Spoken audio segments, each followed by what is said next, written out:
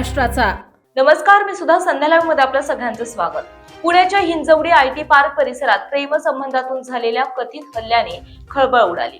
प्रेमाच्या त्रिकोणातून निर्माण झालेल्या वादाचा धक्कादायक शेवट झाल्याची प्राथमिक माहिती आहे। 7 मजली पीजी मध्ये घुसून आरोपीने निकिता दनाने आणि सागर गायकवाड यांच्यावर हल्ला केल्याचं सांगितलं जात आहे। या हल्ल्यात सागर गायकवाड यांचा मृत्यू तर निकिता गंभीर जखमी झाली आहे। घटनेनंतर हिंजवडी परिसरात तणावाचे वातावरण निर्माण झालं असून आयटी पार्क मध्येही या घटनेची चर्चा सुरू आहे। हिंजवडी पोलिसांनी दिनेश झांबरे याला अटक केली असून हल्ल्यामागील नेमके कारण आणि घटनेचा संपूर्ण तपशील तपासातून स्पष्ट केला आहे।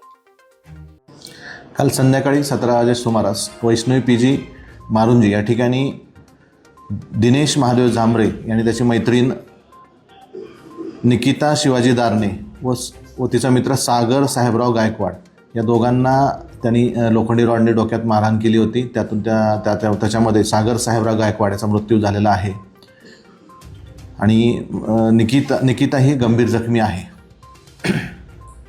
आरोपीने अटक करण्यात आलेले आरोपी कुठं पळून जात होता काही माहिती? आरोपी मूळचा हा पंढरपूरचा असून तो मुळगावी परत जात असताना त्याचा गाडी नंबर आम्ही ट्रॅक करून त्याच्या आधारे त्याचा मोबाईल नंबर ट्रॅक करून उरळी कांचन पोलिसांच्या मदतीने आम्ही त्याला ताब्यात घेण्यात आलेला आहे।